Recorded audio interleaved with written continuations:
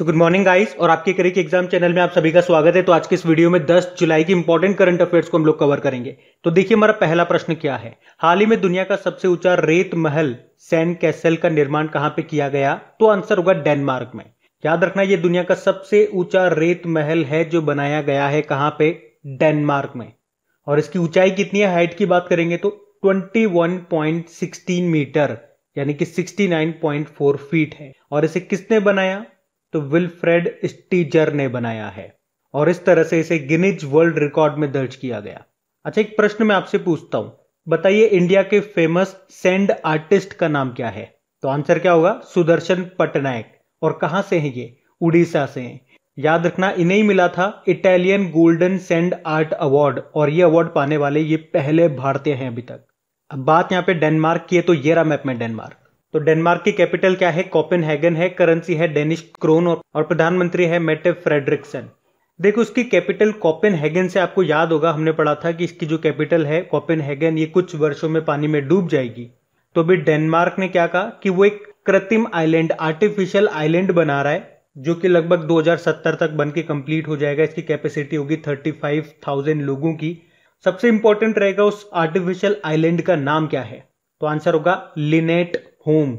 उसी तरह से आपको याद होगा international solar alliance framework agreement में संशोधन लागू होने के बाद डेनमार्क इस समझौते की पुष्टि करने वाला पहला देश बना था। चलिए आप तो ये बताइए कि डेनमार्क ये किस प्रायद्वीप पर स्थित है? तो आंसर होगा जूटलैंड प्रायद्वीप। और अगर आपसे पूछा जाए कि उत्तरी अमेरिका में किस द्वीप पर डेनमार्क का राजनीतिक अधिकार है? तो आंसर होगा ग्रीनलैंड।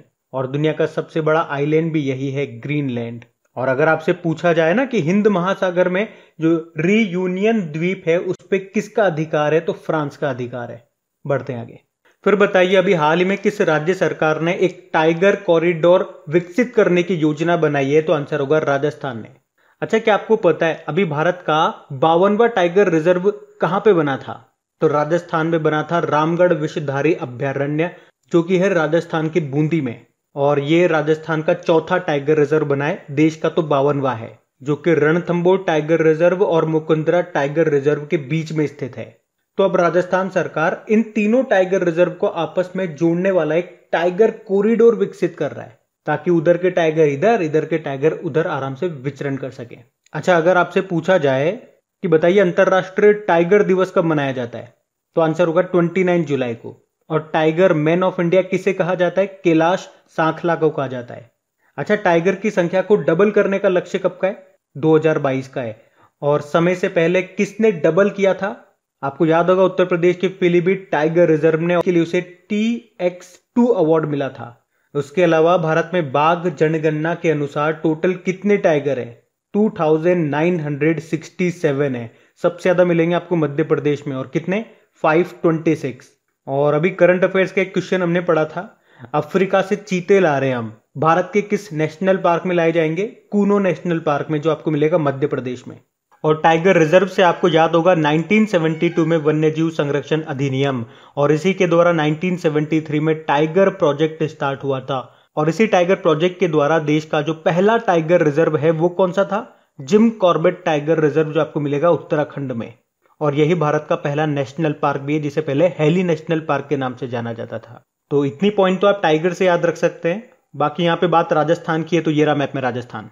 देखो राजस्थान की कैपिटल जयपुर है। जयपुर को पिंक सिटी बोलते हैं जिसे वर्ल्ड हेरिटेज साइट का दर्जा मिला था। और जयपुर में आपको याद है भारत का तो दूसरा और दुनिया का तीसरा सबसे बड़ा क्रिकेट स्टेडियम बनाया जा रहा है। यहाँ के मुख्यमंत्री अशोक गहलोत हैं, गवर्नर हैं कलराज मिश्र और चीफ जस्टिस कौन है? इंद्रजीत मोहंती हैं। वैसे राजस्थान दिवस कब मनाया जाता है? 30 मार्च को।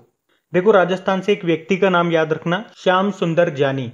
अभी लैंड फॉर लाइफ अवार्ड 2021 इन्हें दिया गया था। अभी KVIC ने राजस्थान के उदयपुर के निकल मांडव गांव में बोल्ड प्रोजेक्ट भी शुरू किया था। उसके अलावा जीनोम सीक्वेंसिंग की सुविधा शुरू करने वाला देश का पहला राज्य कौन सा है? तो राजस्थान ही है। अच्छा बताइए राजस्थान में कितनी रामसर साइट आपको मिलेंगी? 2 मिलेंगी, एक तो सांबर लेक और एक केवलादेव नेशनल पार्क। और भारत में टोटल कितनी है? 42 है। अभी 42 नंबर की बनी थी लद्दाख की तसोकर झील। रामसर, ये रामसर शहर आपको मिलेगा ईरान में। आपको याद होगा 2 फरवरी 1971 को रामसर कन्वेंशन पर हस्ताक्षर हुए थे जिसका उद्देश्य था दलदली भूमि यानी कि वेटलैंड साइट्स का संरक्षण करना। और पूछा जाए कि जैव ईंधन नीति को लागू करने वाला पहला राज्य, तो राजस्थान ही है। उसके अलावा भी राजस्थान सरकार ने मुख्यमंत्री किसान मित्र ऊर्जा योजना को शुरू किया था।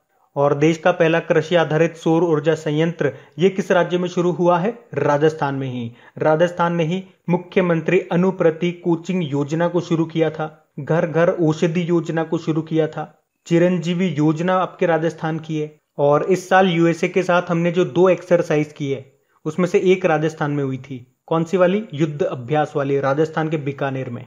और एक वज्र प्रहार नाम की जो एक्सरसाइज हुई थी वो हिमाचल प्रदेश के बकलो में हुई थी। और फ्रांस के साथ जो एक एक्सरसाइज हमने की थी डेजर्ट नाइट एक्सरसाइज, वो राजस्थान के जोधपुर में की थी। अभी जोधपुर का जो मियाँ का बाड़ा रेलवे स्टेशन है उसका नाम बदलकर महेश नगर कर दिया गया। देखो, राजस्थान का राजकीय पशु 2 हैं, चिंकारा भी है और ऊंट भी है। राजकीय पक्षी गोडावण है जिसे ग्रेट इंडियन बस्टर्ड बोलते हैं। राजकीय पुष्प रोहिड़ा है और राजकीय वृक्ष है खिजड़ी का। वैसे अब टोटल 4 टाइगर रिजर्व है राजस्थान में। कौन कौन से? Sariska tiger reserve, Ranthambore tiger reserve, Mukundra hills, और अभी ये चौथा बन गया रामगढ़ विषधारी अभ्यारण्य। ये आपको याद रखना है। बढ़ते हैं आगे। फिर बताइए, अभी हाल ही में किस राज्य ने रायतू भरोसा चैतन्य यात्रा आयोजित की है? तो आंसर होगा आंध्र प्रदेश ने। तो आंध्र प्रदेश के जो मुख्यमंत्री हैं जगन मोहन रेड्डी, उन्होंने ई फसल और इसी तरह से और भी जो कृषि मुद्दे हैं उन पर किसानों के बीच में जागरूकता पैदा करने के लिए रायतू भरोसा चैतन्य यात्रा आयोजित की है। तो बेसिकली किसानों में जागरूकता फैलाने के लिए है ये अभियान। इसमें किसानों को बीज के बारे में, कीटनाशक के बारे में, फसलों के बारे में बताया जाएगा। अच्छा, चलिए बताइए, इसी साल के स्टार्टिंग की बात है, किस राज्य के मुख्यमंत्री को स्कोच मुख्यमंत्री ऑफ द ईयर का अवार्ड मिला था? तो आंसर होगा जगन मोहन रेड्डी को।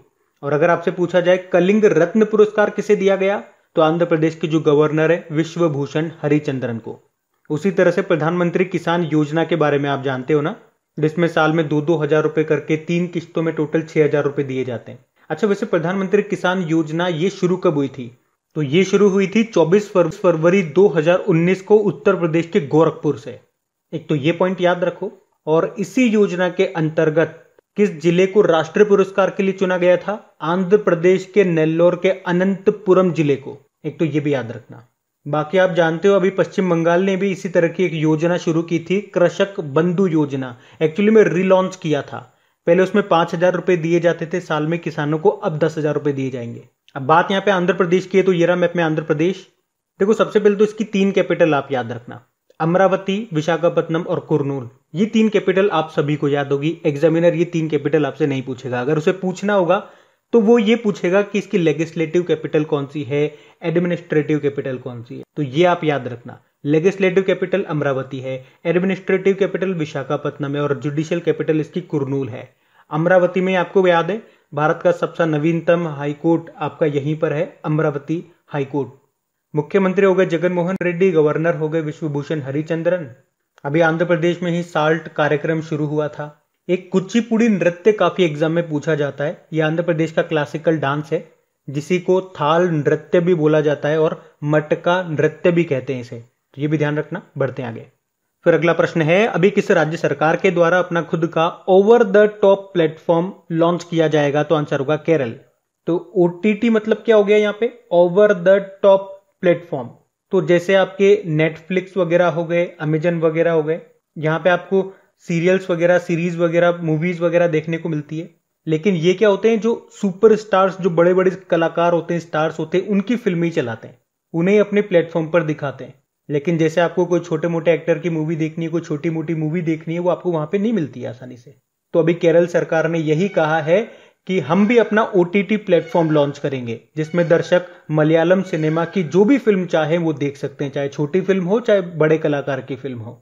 और ये subscription based video on demand होगा, मतलब आप एक बार सब्सक्रिप्शन ले लो और आराम से देख लो। तो ये है ओटीटी प्लेटफॉर्म जो कि लॉन्च करेगा केरल। अब बात केरल की है तो ये रहा मैप में केरल। केरल को एक गार्डन ऑफ स्पाइस, मसालों का बाग कहा जाता है। कैपिटल तिरुवनंतपुरम है। अभी दोबारा से मुख्यमंत्री बन गए कौन? पिनाराई विजयन। इनकी पार्टी का नाम है Left Democratic Party. Governor Arif Mohammad Khan है और यहाँ के चीफ जस्टिस कौन है? एस मणिकुमार।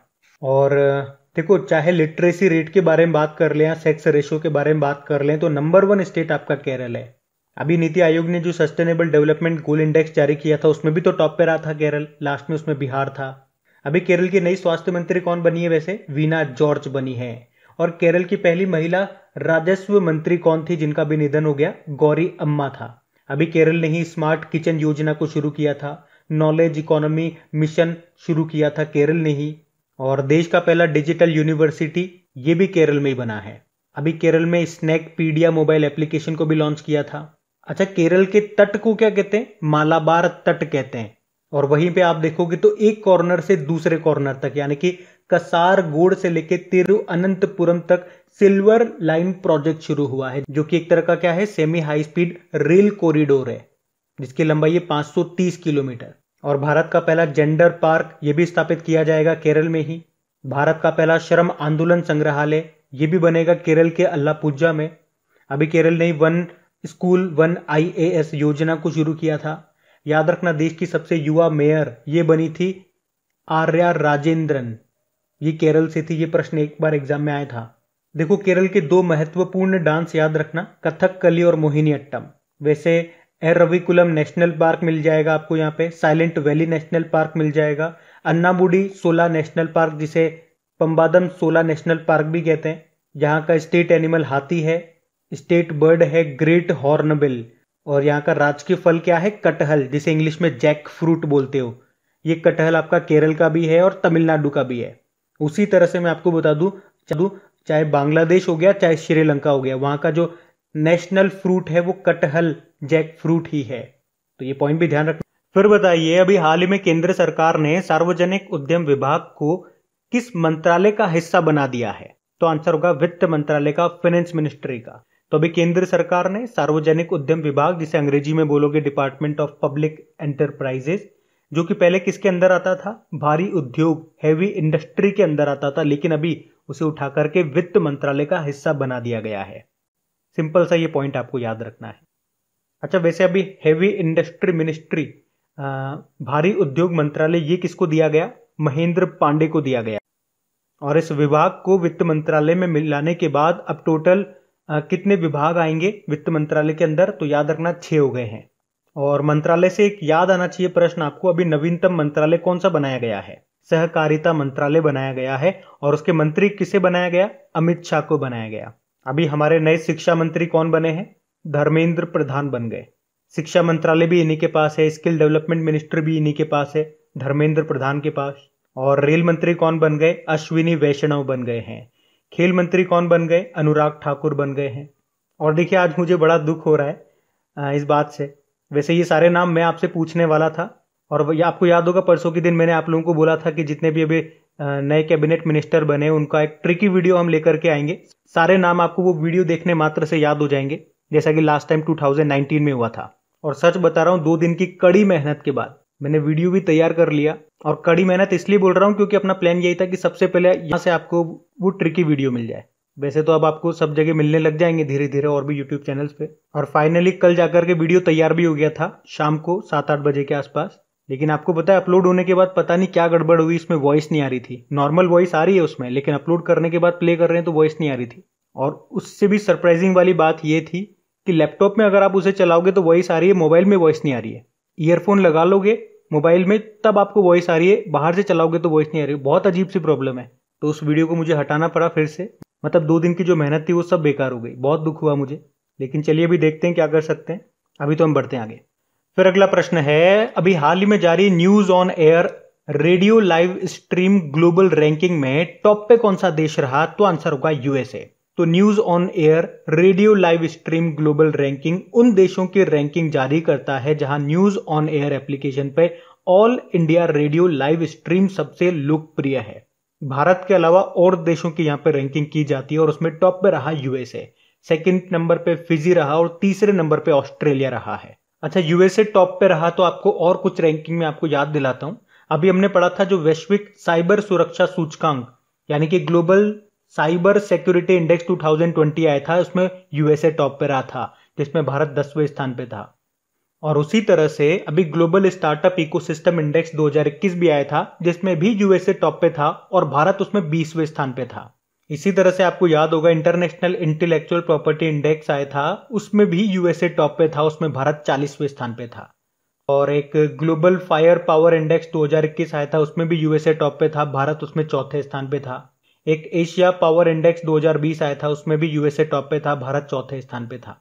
अभी आपको याद होगा ऑल इंडिया रेडियो के नए डायरेक्टर जनरल बने थे कौन? एन वेणुधर रेड्डी।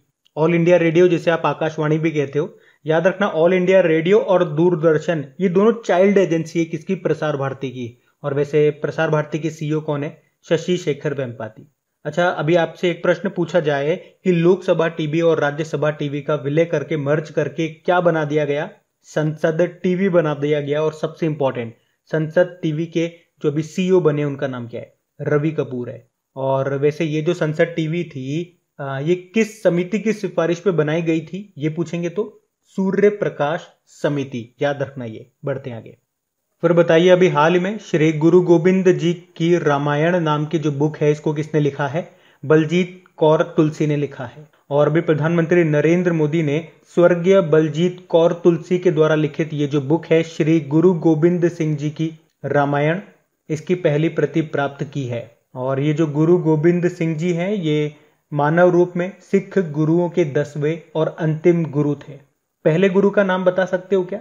गुरु नानक देव जी है। बाकी धवल कुलकर्णी अभी Nathuram Godse the story of Gandhi's assassin नाम की बुक को लिखा। Ruskin Bond it is a wonderful life नाम की बुक को लिखा। और doctor Krishna Saxena my joys and sorrows as a mother of a special child नाम की बुक को लिखा। फिर बताइए 1897 में कांग्रेस के अध्यक्ष के रूप में सेवा देने वाले अधिवक्ता का नाम क्या है जिनके जीवन पर एक फिल्म बनाई जाएगी? तो आंसर होगा सर चेट्टूर शंकरन नायर। तो सर चेट्टूर शंकरन नायर ये मद्रास हाईकोर्ट यानी कि उस समय जो मद्रास था तो मद्रास हाईकोर्ट में एक न्यायाधीश थे। और 1897 में भारतीय राष्ट्रीय कांग्रेस के शुरुआती अध्यक्षों में से एक थे। और अभी जो फिल्म निर्माता हैं करण जौहर, उन्होंने इनकी बायोग्राफी बनाने की घोषणा की है। और आपको बता दूं ये जो सर चेट्टूर शंकरन नायर हैं इन्होंने अपनी बुक गांधी एंड एनआरची में जनरल डायर पर जलियांवाला बाग हत्याकांड में हुए अत्याचारों के लिए जिम्मेदार होने का आरोप लगाया था और उन्होंने जनरल डायर के खिलाफ केस भी लड़ा था। बढ़ते आगे। फिर बताइए भारत का पहला समुद्री मध्यस्थता केंद्र ये कहां पे बनेगा? तो आंसर होगा गांधीनगर में। तो ये देश में अपनी तरह का पहला केंद्र होगा जो कि समुद्री और शिपिंग क्षेत्र में संबंधित विवादों में मध्यस्थता की कार्रवाई का प्रबंधन करेगा। वैसे आपको बता दूं भारत में वर्तमान में 35 से ज्यादा मध्यस्थता संस्थान है, पर इनमें से कोई भी समुद्री क्षेत्र से संबंधित विवादों को हल नहीं करता है। मतलब समुद्री क्षेत्र में जैसे दो पक्षों में कोई विवाद हो गया तो उनको हल करने के लिए बनाया गया है ये केंद्र। अब बात यहाँ पे हो रही है गुजरात की, तो ये रहा मैप में गुजरात। देखो इसकी कैपिटल गांधीनगर हो गई जो कि निर्वाचन क्षेत्र है अमित शाह का। मुख्यमंत्री विजय रूपानी है, गवर्नर है आचार्य देवव्रत। आपको याद होगा भारत का पहला डायनासोर पार्क और म्यूजियम ये भी गुजरात में बना है, गुजरात के महिसार जिले में। और भारत का पहला समुद्री संग्रहालय ये स्थापित किया गया कहाँ पे? गुजरात के लोथल में। और जो दुनिया का सबसे बड़ा क्रिकेट स्टेडियम है कौन सा? नरेंद्र मोदी स्टेडियम, ये कहाँ पर है? गुजरात के अहमदाबाद में। उसके अलावा याद रखना भारत का सबसे बड़ा मल्टी मॉडल लॉजिस्टिक पार्क ये भी बनेगा गुजरात में, गुजरात के अहमदाबाद में। दुनिया का पहला सीएनजी टर्मिनल स्थापित किया जाएगा गुजरात के भावनगर में। और भारत की पहली लिथियम रिफाइनरी ये भी स्थापित की जाएगी गुजरात में। अच्छा, देश का पहला प्रवासी सेल ये कहाँ पे खोला गया है? ये गुजरात के सूरत में। सूरत को ही सिल्क सिटी या डायमंड सिटी भी बोलते हैं। और ये किस नदी के किनारे स्थित है? तो ताप्ती नदी के किनारे। और अब हम लोग पढ़ रहे हैं कि भारत का पहला समुद्री मध्यस्थता केंद्र ये कहाँ पे बनेगा? तो गुजरात के गांधीनगर में बनेगा, ये आपको याद रखना है। बढ़ते आगे। फिर बताइए अभी हाल ही में किस देश ने 500 मीटर से ज्यादा ऊंची गगनचुंबी इमारतों के निर्माण पर प्रतिबंध लगा दिया? तो आंसर होगा चाइना ने। तो देश में सार्वजनिक सुरक्षा को लेकर के बढ़ती चिंताओं को देखते हुए अभी चाइना ने 500 मीटर से ज्यादा ऊंची इमारतों के निर्माण पर प्रतिबंध लगा दिया। और ऐसा क्यों किया चाइना ने? तो चाइना की सबसे ऊंची इमारतों में से एक है शेंजेन इलेक्ट्रॉनिक्स ग्रुप प्लाजा जो कि 300 मीटर ऊंचा है। और अभी ये जो बिल्डिंग है ये हिलना स्टार्ट हो गई थी, वैसे तो अभी इसे खाली करा दिया गया और उसी के कारण ये फैसला लिया गया कि अब 500 मीटर से ज्यादा ऊंची हम इमारतों का निर्माण नहीं करेंगे, ऐसा कहा चाइना ने। अब चाइना ने कहा तो ये रहा मैप में चाइना। देखो, चाइना की कैपिटल बीजिंग हो गई। बीजिंग में आपको एशियन इंफ्रास्ट्रक्चर इन्वेस्टमेंट बैंक का हेडक्वार्टर मिल जाएगा, शंघाई कोऑपरेशन ऑर्गेनाइजेशन का हेडक्वार्टर मिल जाएगा, करेंसी रेनमिन भी है, प्रेसिडेंट है शी जिनपिंग। और अभी आपको याद होगा, चाइना में दुनिया का दूसरा सबसे बड़ा जल विद्युत बांध बनाया गया है, बेहतन बांध, जो कि किस नदी पर है? जिनशा नदी पर है। और ये सहायक नदी है यांगसी नदी की। यांगसी नदी से याद रख लेना, एशिया की लॉन्गेस्ट रिवर आपसे पूछा जाए या दुनिया की तीसरी सबसे लंबी नदी पूछा जाए तो यांगसी नदी है। बढ़ते हैं आगे। फिर बताइए, अमेजन भारत के किस राज्य में अपना पहला डिजिटल केंद्र लॉन्च करेगी? तो आंसर होगा गुजरात में। तो अमेजन ने भारत के गुजरात के सूरत में अपना पहला डिजिटल सेंटर लॉन्च किया है, जो कि कंपनी के द्वारा 2025 तक भारत के 1 करोड़ छोटे और मझोले उद्योगों को डिजिटल बनाने की पहल का हिस्सा है। अच्छा, अभी आपको याद होगा, दुनिया के सबसे वैल्यूएबल ब्रांड की रैंकिंग आई थी, उसमें टॉप पे रहा था अमेजॉन। और अमेजॉन की स्थापना होती है 1994 में। इसके संस्थापक है कौन? जेफ बेजोस है। और याद रखना, ब्लूमबर्ग के अनुसार सबसे रिचेस्ट पर्सन भी जेफ बेजोस बताए गए। इसके सीईओ अभी नए बने थे, एंडी जेसी उनका नाम है। वॉशिंगटन यूएस में इसका हेडक्वार्टर आपको मिल जाएगा। बाकी गुजरात के बारे में हम पीछे पढ़ ही चुके हैं, तो अभी बढ़ते हैं आगे। फिर बताइए, अभी हाल ही में चर्चा में रहा जेबेल अली बंदरगाह, ये किस देश में है? यूनाइटेड अरब अमीरात में। और ये भी चर्चा में क्यों रहा? क्योंकि यूनाइटेड अरब अमीरात का जो शहर है दुबई, वहीं पे स्थित दुनिया के सबसे बड़े बंदरगाहों में शामिल जेबेल अली बंदरगाह पर अभी एक मालवाहक जहाज में विस्फोट हो गया था। और ये विस्फोट इतना भयानक था कि 25 किलोमीटर दूर तक की इमारतों में इसे महसूस किया गया। मतलब वो इमारतें तक हिल गई थी। और विस्फोट से आपको याद होगा, पिछले साल लेबनान की जो राजधानी है बेरूत, वहां पे भी विस्फोट हुआ था। वहां पे अमोनियम नाइट्रेट का विस्फोट हुआ था। यहां पे किस चीज का विस्फोट हुआ ये अभी तक पता नहीं लगा है। अब बात यूएई की है, तो ये रहा मैप में यूएई, कैपिटल इसकी अबू धाबी हो गई। आपको इंटरनेशनल रिन्यूएबल एनर्जी एजेंसी का हेडक्वार्टर मिल जाएगा यहाँ पे। और करेंसी इसकी दिरहम है। प्रेसिडेंट है शेख खलीफा बिन जायद अल नहयान। आपको पता है T20 वर्ल्ड कप 2021 ये कहाँ पे होने वाले हैं? ये पहले भारत में होने वाले थे, लेकिन अब यूनाइटेड अरब अमीरात में होंगे। और इसी तरह से इस साल के जो आईपीएल के बचे हुए मैचेस हैं, वो भी आपके यूनाइटेड अरब अमीरात में ही होंगे। अच्छा, यूनाइटेड अरब अमीरात के मंगल मिशन का नाम क्या है? Hope mission. एक होप पोर्टल भी आपने सुना होगा, जो कि किस राज्य का है? उत्तराखंड का है। और यूनाइटेड अरब अमीरात में अरब क्षेत्र का पहला परमाणु रिएक्टर शुरू हुआ है, जिसका नाम है बराका न्यूक्लियर पावर प्लांट। अच्छा बताइए, यूनाइटेड अरब अमीरात ने पहली बार किस महिला को अंतरिक्ष यात्री के रूप में चुना था? नूरा अल मातूशी उनका नाम है। तो अब हम बात करेंगे कल के वीडियो में पूछे गए प्रश्न के उत्तर की। तो कल के वीडियो में आपसे पूछा था अभी किसे नागरिक उड्डयन मंत्री बनाया गया है? तो आंसर होगा ज्योतिरादित्य सिंधिया को। आप सभी ने प्रश्न का बिल्कुल सही उत्तर दिया है। अब देखिए क्या होगा उस वीडियो का, जो ट्रिकी वीडियो है मिनिस्टर्स को याद कराने का। तो अब तो एक ही ऑप्शन है, फिर से मैं उसे कोशिश करूंगा, फिर से बना रहा हूँ, क्योंकि उसके अलावा उसका कोई ऑप्शन नहीं है। फिर से बनाना ही पड़ेगा, फिर से मेहनत करनी पड़ेगी। तो प्लीज़ आप लोग सपोर्ट ज़रूर दिखाइए अपना, वीडियोस को शेयर ज़रूर कीजिए अगर आपको पसंद आते हैं, इनसे आपको हेल्प मिलती है, क्योंकि आप लोगों के सपोर्ट के बिना अब ये पॉसिबल नहीं है। इतना आप लोग समझ जाइए बस। तो वीडियोस अगर अच्छे लगते हैं तो इसे अपने दोस्तों के साथ में शेयर कीजिए।